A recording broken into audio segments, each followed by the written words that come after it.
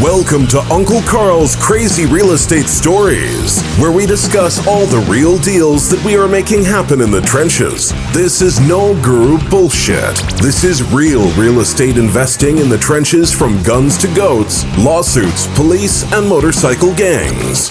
Let the stories begin with your hosts, Uncle Karl and Stas Kostadinov.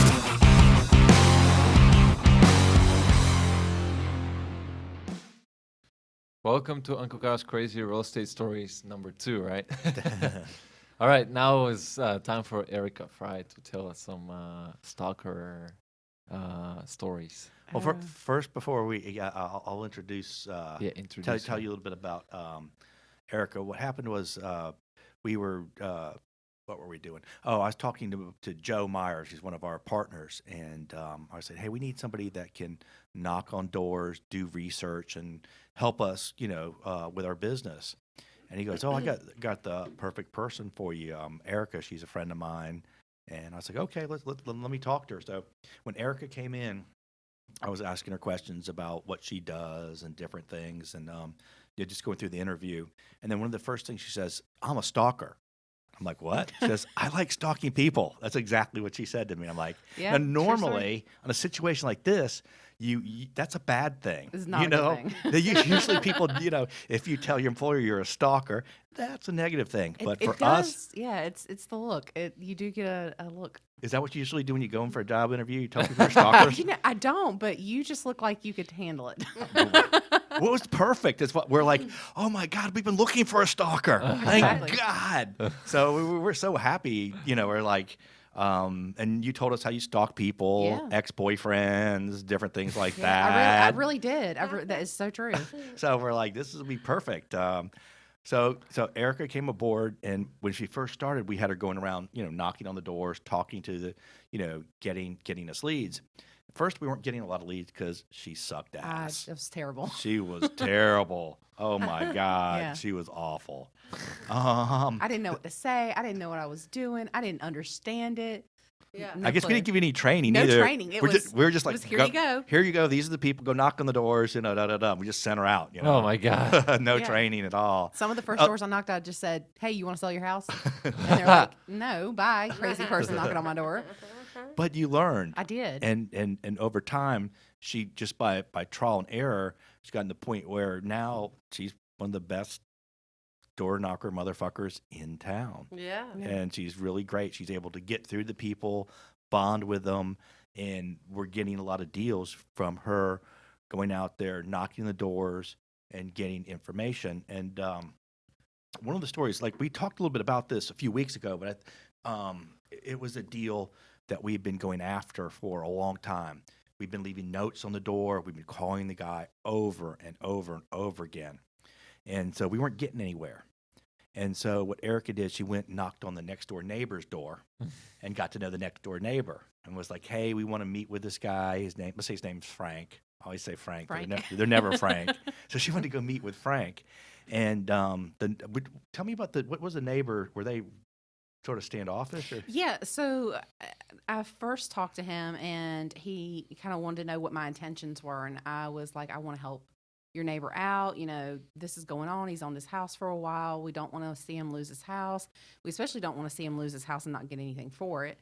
And just really spent about 30 minutes talking to him and got his information, gave him mine, and just asked him, to speak to his neighbor because I'd been over there so many times. I mean, oh my gosh, I probably door knocked that house at least 7 or 8 times. It was unreal. But luckily, it's like mile and a half from our office. Yeah. So that's how real that. close. Yeah. It's real close.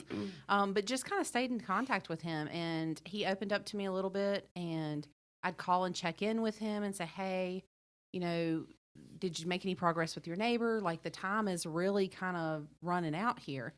And so the day before that it was supposed to go to sell, he calls me and he's like, "I know my neighbor's got to do something." And he's like, "I'm going to go over there right now." He's like, "Can you get over here?" And I said, yeah, absolutely. If you can get him to come to the door, just get me in there with him. If I can get him talking, we can get this settled. He's like, I don't know what else he's going to do. There's no family around. I help take care of him. I don't want to see him put out. And I really stressed to him, that's what's going to happen to him. He's going to get put out on the street. Yeah. And so anyway, we got the meeting set up, and it was kind of funny. He had told me to call him over if I needed him to take some notes or whatnot. So we call him over, and just to make his neighbor comfortable, because he agreed to meet with us. And he walks in, and he has this bandage on his arm. And we're like, what in the world happened to you?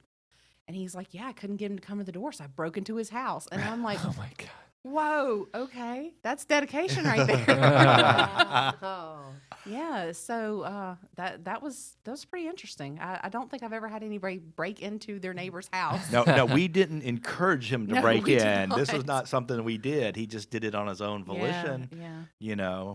We should probably get him to sign a waiver or something so he didn't get sued. Yeah. I mean, great guy though. I mean, he really, stood up for his neighbor not losing his property, and we were able to help him. It was great. And it was great. So we have the meeting, we go in there, and this is one of the things we talked about is you got to listen to the person, what's going on. So we asked Frank, tell us the situation, what's going on, and he was pretty upset. He had talked about committing suicide. Yeah. He said luckily he'd given his guns away. He just didn't know what he was going to do. He didn't have the $26,000 to pay this. And so his neighbor, was like, hey, you're not going to mess this guy up. You're not going to screw over my neighbor. So we're like, well, what can we do? What can we come up with a win situation? So the first thing we did, we listened. Right. We talked to him, and he's like, I don't want to move. I don't have the money. And that's when I was like, well, why don't we give you a life estate? And he's like, well, what's a life estate? He says, well, I said, look, we all going to pass away eventually, but we will pay all the taxes. You can stay there until, you pass away. We'll also continue to pay the taxes every year for you, and we'll do repairs as necessary. And he goes, well, I don't have anybody to leave it to, so that sounds like the perfect solution. Now, of course, his neighbor was concerned and everything, and so we ended up getting a videotape. I said, okay, why don't you take your phone and record me saying that he can stay forever or until he passes away, that he doesn't have to move. We are not going to kick him out. So not only did we have the paperwork signed, we did that. And another thing, too, is it helps to see if there's anybody you have in common. So we were just talking about different people. Well, he knows my buddy Warren and Ashley. He also knows and the next door neighbor happened to know Al. He's my buddy that lives, up the street.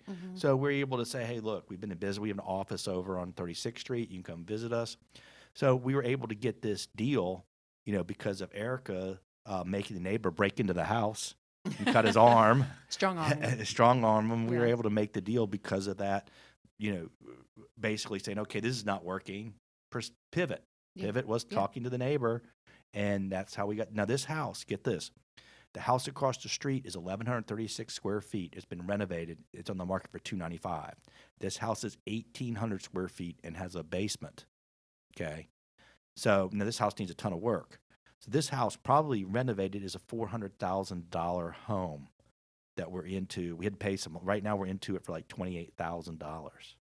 And and gentleman, he's up in age, and he's a nice guy. We do want him to live. The only thing that's weird about this is like when he passes away, we get the house. I do feel a little bit strange about that, but it was a great solution, and that was because of Erica's persistence and going and knocking on the door, the next door neighbor, and that's what. It's a win-win situation for both of you. So let me ask you, how much is owed on the house? Nothing. It was just the back taxes going to sell for the tax. Taxes. Yeah, so it was just the So taxes. there's no house payment. It's not costing you nothing. No. Absolutely. That's excellent. And so now, the only bad thing is we got money out of pocket. We'll have money out of pocket every year, for the next 5, 7, 8 years. Yeah. But here's another thing: we give a life estate because we put it deed into a life estate.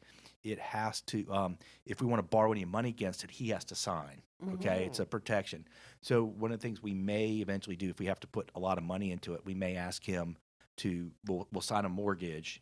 For due in 15 years. Maybe we'll borrow $50,000 to fix it up a little bit more and stuff like that. Okay. And we'll just let it accrue. We won't make payments on it. That way, we'll get our money back. Okay. So that's one way we may do that. but it's probably realistically a minimum of 150,000, probably to maybe up to $200,000 deal. Yeah. And it created a win-win situation. They said, and Erica took upon herself to befriend the neighbor and do that. So the stalking That's was great. good. And that's one of the things that I do. I will door knock the 5 houses around the subject property. Yes.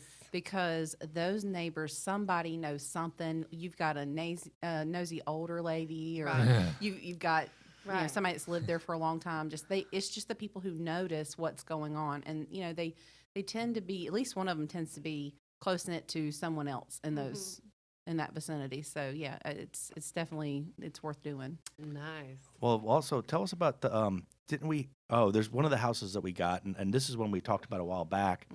It was one that was a tax foreclosure, an open estate. We tracked down the heirs, traced them, got them. We got this house, and the ladies told us the two sisters that owned it. Well, I think we gave them $500 up front a piece. Yeah. They deeded the property, and then they got another $2,000 when we finished selling it. Mm-hmm. Well, what happened was they said the house was vacant, so we went to the house. Turns out, like, we saw these little video cameras looking at us and stuff, and we ended up, long story, having to evict the people. So while we were there evicting the people, one of our partners, Joe, was drilling up the locks. I got there late, and the 2 police officers had their guns drawn and everything. So I'm like, okay, I'm sort of waiting, and it's taking forever. So I walked around the side door and I said, hey, guys, the side door's open. They're like, it was locked. I'm like, what's going on? So the police, I got the video of it. The police are going in with their guns drawn and everything. Turns out there's a big TV with 4 cameras. They were watching everything. They were dealing drugs out of there. Oh, God. And it turned out there was, There was 100 pairs of Nike Air Jordans, Oh, size yeah, 10 yeah, through yeah. 11 and a half. So one of the things that Erica did for us is we had her go clean the house out and do some stuff. And then what happened while you were walking the yard? Yeah, so I had to go back out there because the city will not pick up anything with glass if you don't tape it up, right? So I didn't have tape the day that I was cleaning it out. I had gone back over there to tape up the TVs and I think a mirror or something. And I'm walking across the yard and I'm pulling the duct tape apart as I'm walking across the yard, not really paying attention. And I just walk over these boards and I fall into the septic tank. Oh my gosh. My first thought was not, am I injured? Is, did I step in shit and who saw it? So, I literally freaked out. I don't think I've ever jumped so fast in my life. Yeah. What? Yep. Yeah. She fell out of I fell in a septic tank. My God. Yeah. Yeah. So I guess I mean, shit happens. Yeah. shit happened a lot. Oh, my God. That was crazy, but Yeah. that was interesting because the people ended up we boarded up. They broke back in. I guess we couldn't find their stash, and they must have stolen it out. And but that house, long story, we ended up making $66,000 Yeah. on a Nice. $5,000 investment up front, and then once we sold it, we paid the heirs the $2,000. There's some judgments and liens on it we had to take care of, but that was interesting. That was good. Deal. Yeah. That was good.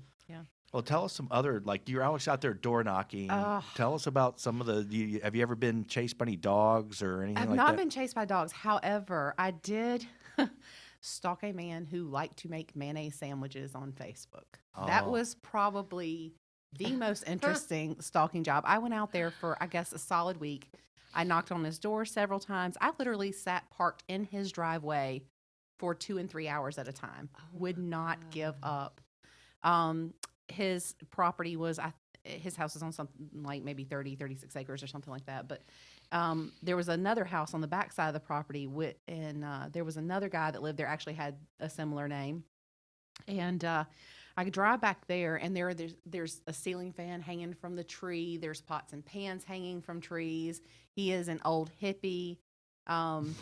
I knock on the door. He's not home. He's at work. But as I'm coming out of the driveway, I meet him, and he's like, "Oh yeah, that guy's crazy. He went out to California for a while, came back. He was real messed up, and like he told me all these stories about how he was a guitar player, but he was convinced he's a rock star, and we ended up going through his Facebook, and oh my gosh, it was unreal how many videos of making a mayonnaise sandwich and And What? oh yeah, and mayonnaise on vanilla wafer cookies, and Oh my yeah, it was. We never got him the door. We That- did not get him to the door. I tried everything. See, sometimes stalking doesn't always work. Yeah. You know, usually it does, but there's a lot of times, you know, we got these great deals. We're making a lot of money, but sometimes, you know, you can stalk people, and it doesn't. Some of the deals fall through. I mean, we got a lot of the Yeah. deals, but that was one that fell through. But now you know how to make mayonnaise sandwiches, I right? do know how to make mayonnaise sandwiches. I mean, I would It's so literally hard. text him and tell him, "I'm sitting in your driveway. I am not going anywhere. You need to come outside." Wow. Yeah, I mean, the payout was going to be good on that one. I was like you. I was biting into it. I wasn't going to let go. Dang. So yeah, Some of them fall through. Yeah. I just had one just like that. Yeah. Go ahead and tell us that one. It was a great part of town. Yeah. Knocked it, door knock, door knock, door knock. We went around to the back porch one day, and the screen door was open. You know, like I didn't want to go inside the house, so I just was like, "Hello, hello." Left, could never get anybody to come. Came back the next day, and it was weird because there was like the Grim Reaper or something. You know, like they got that big thing with the hatchet on the end. Oh, yeah, yeah. You know what I'm saying? One of those was sitting outside his back door. Yeah. And screen door open again, you know, so I kind of just poked my head in there. And there was this big sign with like the Grim Reaper on there that was like, many people have died trying to enter this place. Oh. So I was You should have gone in. I thought you were tenacious. Come on. look there, look Erica there. would have gone And in. there's a I mil- actually, yeah, there's a million other places, and I've already got some charges. So I ain't gonna do all that. So yeah, we ended up calling the police because I was like, "This is weird," Yeah. you know. And the police said they got him on the phone, and he said, "No, I'm not coming out." And he lost his house. Yeah, there are some people that just hole up their house and never come out. It's crazy, you know. Yeah. People are crazy. There was one I recently door knocked after I read an article online. The welfare check people had gone out to the house, and the man had committed suicide because he was afraid that he was going to, according to his suicide note, was afraid that he was going to get accused of killing his mother and his aunt, who were wrapped in plastic. I door Jesus knocked Christ. that house. I totally door knocked that house. I Wait. saw an opportunity, but unfortunately, I didn't get anybody for that one. Or But 3 dead bodies in there. Yeah. in the house. In the house, yeah. They had just written the article that morning of how they had gotten the bodies a couple of months early. They weren't in the house when I went. though. Oh. No. But I I did was like, see it, and I saw opportunity. I was like, nah, who's going to buy that house? Let me go try to buy that house. Yeah, yeah. Yeah. So I'm very, I have no, Yeah. I've got balls. Yeah, That's just really where that's- it's at. But, I've got you also, balls. one of the things too is you do a lot of research too on Yeah, these deals yeah. and stuff. What was we're trying to remember. Of course, guys, we scripted this all the way out. We have talking points and everything. So Yeah. being facetious, but go ahead. So what's the next deal? There's one where you did the research and tracked the people down. I don't even know what we're talking about. I'm trying to lead into something. Are here. you trying to leave us with that? You're supposed to come up with it. Well, yeah. So actually, one recently that I tracked down. We talked to her today, in fact, and no one had. There was 2 properties that her parents owned, and everyone had door knocked the house that was in foreclosure, but no one door knocked the house that she lived in. So I don't know. I just got a feeling about it. I tracked her down. Tracked her actually through Facebook too, and just went out there on a limb and knocked the door and ended up spending an hour and a half with her. I mean, sometimes it works out great like that, and then I have other times when I've knocked a house and they literally slam the door in my face, and I'm yelling through the door, "Please let me help you!" Like That's great. Yeah, I really do not give up. That is great. Yeah. That's priceless to have somebody like that on your Yeah. team. Yeah. Do you mind if I ask you a few questions? Sure, go ahead. You know, I watch you and I see how you work with other people, you know, and I see that you're always pivoting. Like when you are in relationships with people, you know, work-wise and real estate, that if something doesn't work out, I always see that you try to handle it the best way so that nobody walks away angry, right? That being said, you know, on the last podcast that we did, I talked about the assistants that I had before. We walked away angry. Yeah. You know, and so I just want to know, like, how you found her. Like, how much are you paying her? You know, it's a risk to pay people until they can produce. Well, we found Erica through Joe. Okay. Most of the people seems like we find through People that we know. We know. Networking. Well, yeah. So actually, how the whole story unfolded is last year when I got into real estate. One of the things that someone told me to do was go on Facebook and add all these different real estate groups or whatever. And there was an investor group, and I actually had seen his podcast posted in there. And I was listening to Karl. And so when I met Joe, I was at my lowest point. I was so unbelievably broke. Yeah. Joe posted a house to be trashed out. I'd never trashed out a house in my life. I didn't know what I was doing. I didn't know what I was signing myself up for, but I knew I needed money now. Right. So I sent him a message and I said, "Hey, I'll do it." And he came out to the house, and I probably way undershot what I cleaned up for the next 4 days. Oh God. We paid you what, $200 for that? Oh shit! No. You paid a little more than $200, but not what I should have been paid. Yeah. But no, I went and cleaned up that house, and then that Joe asked me then if I wanted to do some door knocking. And I remember actually when I met Karl, he was like, "Come by the office and come meet my partner." He had not said Karl's name at all. And so Karl opens up the door, and he doesn't know this, but on the inside, I'm like, "Oh my God, It's Karl!" So, Oh, I am God. freaking out on the inside, literally freaking out on the inside. I go back home that day, and I'm texting my friend, and I'm like, "You will not believe who I met. I can't believe this. This is amazing. I have listened to this guy. I've watched this guy. And now he wants me to come work for him, and I don't even care what they ask me to do. Yeah. This is priceless because I had spent months. I'd went through my savings. I Yeah. had signed Knowledge on. is power. Oh my gosh, I had my real estate license in both states. I was not getting any help. It was all about sales. I don't have a problem with sales. I have a problem with the leads. Like where do I go? How do I do this? You Yeah. get your real estate license, and it's enough to keep you out of jail. That's Yeah. what that is. All that is. Yeah. They don't. You're clueless. Yeah. And I went to work for him, and in 3 weeks, I learned what I didn't even know in the last 6 months. It was Right. unreal, Right. absolutely unreal. My goal is, if all the people, the major people that in our company, my goal is to have them millionaires. Now, it might take 10, Right. it might take 20 years. Most people never find it. But my goal is to get every single Yeah. one of the major players that work for us to become a millionaire. Absolutely. And And we that's- can do it here.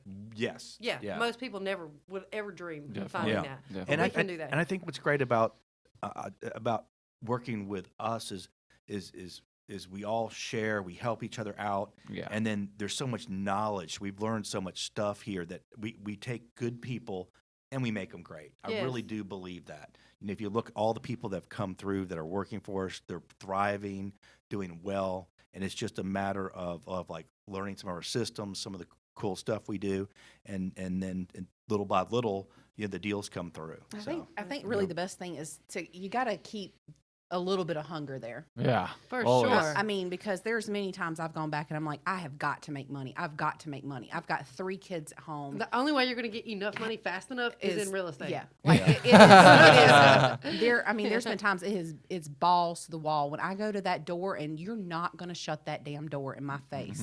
That's what I think about. I look at you, and I'm like, you're what's feeding my kids. Yeah. Right. And I care about your situation, but I care about my 3 kids. Right. Right. And if I can get in front of you, I can make you understand. Like, while I need to be taken care of, you needed to be taken care of too. Right. And my thing is, So you you got to be connect. genuine. Yeah. Yeah. Be You genuine connect. with them. And we do. We really help people in so many ways. A quick story. I may have said this last 2 weeks ago, but I'm going to repeat the story. All right. So, Erica, that's what I want to get into. Yeah. That's what I want to know. How do you keep that hunger in someone? So, why were you hungry if you were getting paid hourly? Was the hourly pay not enough? It wasn't enough for me. Okay. It wasn't enough. So it was a good starting point, Yeah. but it wasn't enough. I was still doing Uber on the side. I was mixing all these things So in. he wasn't employing you like full time, 40 hours a week. It was kind of what we needed, whatever you needed. It's in at the time. 30s to Yeah, it was start, in the yeah. 30s. It Okay. wasn't bad, Okay. but it definitely wasn't. Wasn't enough. No, because when I left my previous job, I was making a lot more, Yeah. but I couldn't take any more. I was like, I've always wanted to do real estate. It wasn't a passing thing for me. I can remember being 12 years old going through my first walkthrough.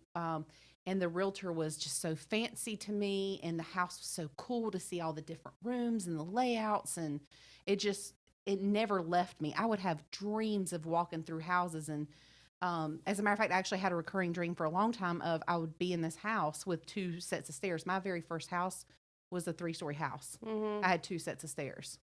So, but it just never left me, and I'm kind of thankful for that hunger, because there's a lot of days that's what keeps pushing me. Oh, I need this. I've got to have that. And like you said too, with your kids, my kids they're everything to me. They're getting ready to, they're all going to be in high school and going off to college, and that's not free. It's not no, free. it's not. And So how much were those bonuses? What was it that would then satisfy you? So it was never a set amount. It really kind of, and where Just I leave depend it, on the work. the deal, the Yeah. work and the deal.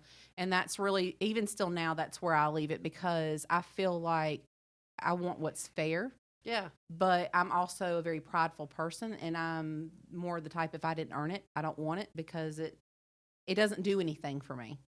And Carl and I just, it's deal dependent. It really Yeah. is. Yeah, It's not it's a set bonus per amount. deal, and Yeah. then Yeah. then the biggest thing too, like I said, that we're working on too, is like with Maria, it was first hourly for the first year, and then it was like bonuses, and then now it's JV. It's sort of like boot camp. Yeah. Come through, I'm work for us asking hard. this because I saw what you've done putting this team together. Yeah. When I met you, you didn't have this team. No, it was just me and Mitch. Yeah. And I've watched you build this team, and I've watched you win some and lose some, and I've watched how you've worked around it. And so for people like me that are listening to this, that are just beginning to scale, and they're just going to start having these problems, like, it's really important to know, like, what do we pay somebody an hour? What do we pay bonus wise? It's hard. It's hard determining that. It's and I'm just I never started out to be a big company or anything. We just like my first deal again was like People make it fun. Yeah. Mitch make it fun. Mitch came to me and he said, "Hey, if you can find this guy, I'll give you half the deal." I found it. Right. We got that. Then the same thing. I got this other deal, and then it just sort of grew in this company where we're gonna net about 1.2 million this year, Nice. and that's also plus we're keeping properties, which I never Yeah. thought it was. I didn't plan on having this, but I guess some of the things that we're doing is we're bringing people in. Some people are straight commission, Yeah. and then some people are hourly plus some bonuses, and we're just sort of we're listening and we're morphing. I think one thing that Erica said, which and people is we let people flow into what they're good at. Yes. 100%. I mean, you can't lose some. I mean, I don't want to say like you can't lose somebody like Erica, but it's going to be a needle in a haystack to really find somebody that's going to sit in a driveway for hours. Yes, you don't know what find I'm you don't saying? find too many professional stalkers. You don't. You really don't. And so I appreciate we've got everybody that we work with are just amazing people. Yeah. And they do a phenomenal job. And now people are seeing the money. It's like put some time in, put some effort in, and then they're getting paid good bonuses, percentage of deals. Yeah. And What do you do amazing. when you get in a position where you've got a deal? Your deals are lined up to close in 6 weeks, and you don't have enough money to pay Erica monthly. Oh, we Does that do. ever happen? No, we have the money. I Yeah, mean, we do. But what if it did happen? Like Then how would Erica's kids wouldn't eat for a while. yeah. Erica would be hustling some other way. Erica, yeah. No, but we have enough money. We keep reserves. Right. So we have reserves to pay. Then my partner Mitch, if everything were to get tight because we're doing so well, there would be advance. And You would reach out for. reach out. And we owe maybe $800,000 on $3 million worth of property. So we've got a huge amount of equity. We could always run to Ben. We talked last time. And say, Ben, we need $15,000. Loan us Yeah. his Erica's gotta property. get paid. Eric's got to Yeah. paid. But so part of it is putting the reserves, and then for you, like here's another way that you guys might want to scale that we sort of started in the beginning. We brought people in as joint venture. They didn't get paid anything. Yeah. And we showed them. They went out and got stuff, and they got like a third of the deal minus some fees for overhead. Yes. So they would run There out, you and go. there's a lot of people that they couldn't put them together. We had a Right. couple people. This one guy bought us these 2 vacant houses. He would have made zero on those deals, but we were able to skip trace, find the people. And there's one house, long story, but some liens, and the person hadn't been passed away for 2 years, and you couldn't use that probate rule. So we were able to provide value for these Yeah. people, and they just got a straight commission. So some of these people, and there was like they would get like had a job and did this part time, or they were full time real estate investors, but they weren't doing well. So they liked that.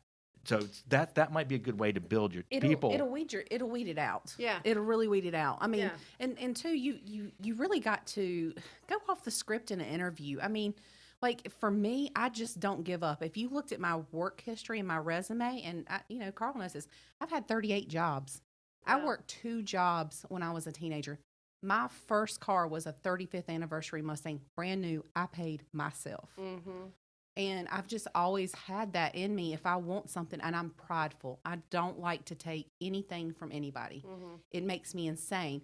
It's just like, government assistance. I will not do that. Right. I will not do that. I don't care what it comes to. My 15-year-old has been in these houses cleaning them out with me. Hell yeah. I will not do it. And I teach my children not to accept that either.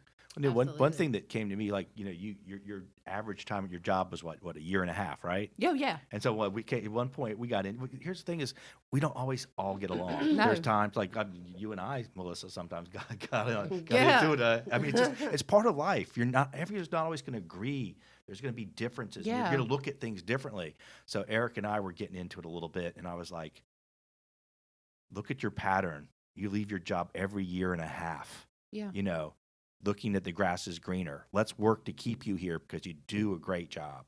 So we sat down and we worked it out. So there's going to be some of that with your people that you've got to be able to sit down, talk to them, And find out what's going on with them. find out what's going on with them, and then correct. As me, I don't really know how to be like a leader, and I'm learning how Right. to do that. And I tell people, I said, look, come to me if you have problems because I'm not perfect at this. I don't know how to do this. I'm Right. learning on the way. We never meant to be this company is growing, but we're learning and we make mistakes. And the biggest thing, that Karl does do for me is he does let me grow. He lets me vent. I'm not constantly in fear. Am I going to be fired because I got pissed off one day? Mm-hmm. It's going to be, he's been there too. He's been sleeping on somebody's couch Shit's before. stressful. It is. and I have been able to come in and say, I'm pissed off about this. I don't like this, or I don't like it when we do this or that. And yeah, he and I have had it, but he's done something for me that no one else in the past has, and that's work it out and Yes. see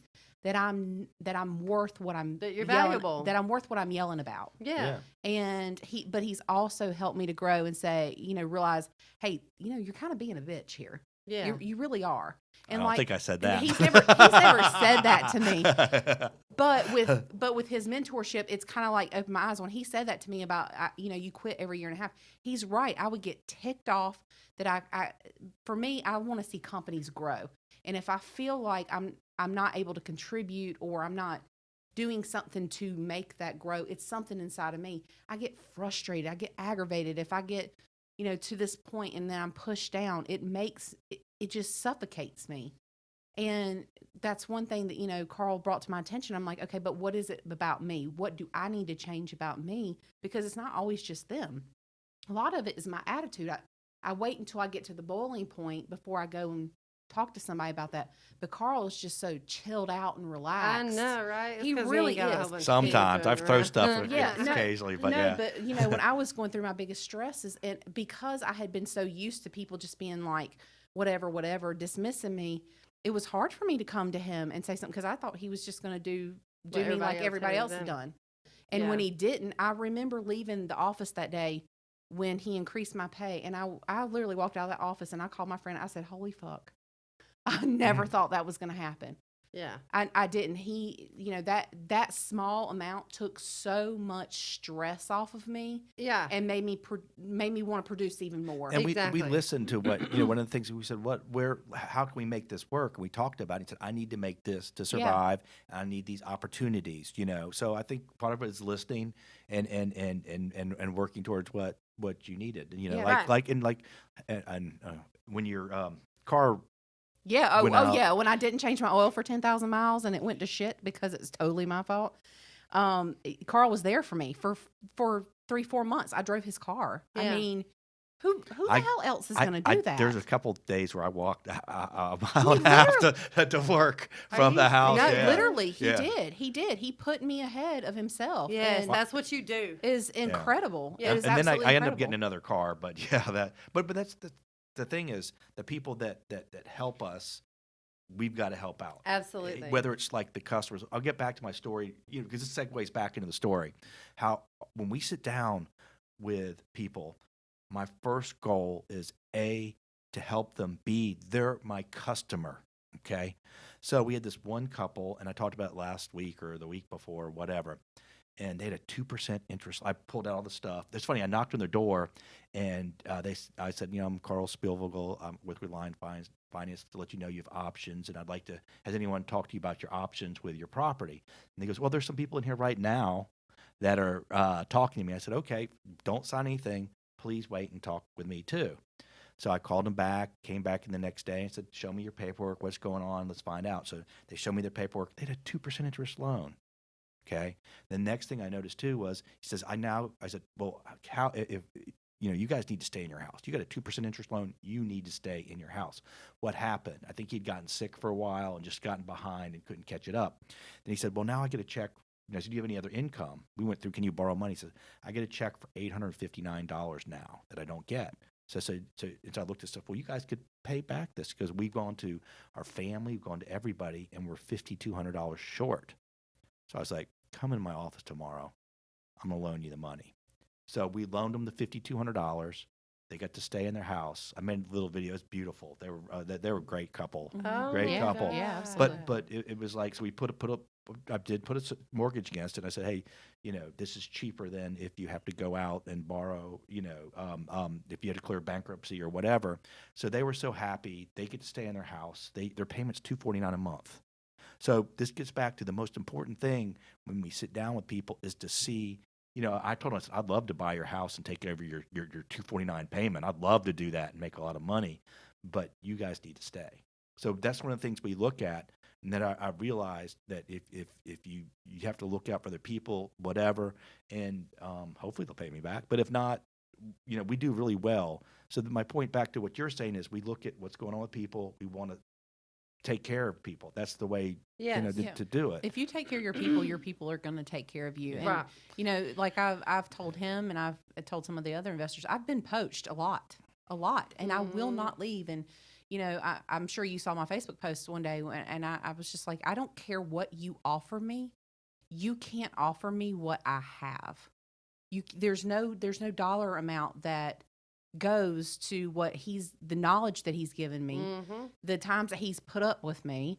Oh my gosh. Yeah, that's been tough. The times he's put up with me, just been there for me, and looked out for me. You can't, Right. that's loyalty. That's loyalty. You can't buy that it. means something to me. Yeah, It really does. But it's the same thing. You brought us all these deals. You've made Yeah. it different. So, and that's what I like about everybody that works. We're working to help each other grow. We Absolutely. let people ebb and flow. Like you're talking about how to grow. You're looking at scaling.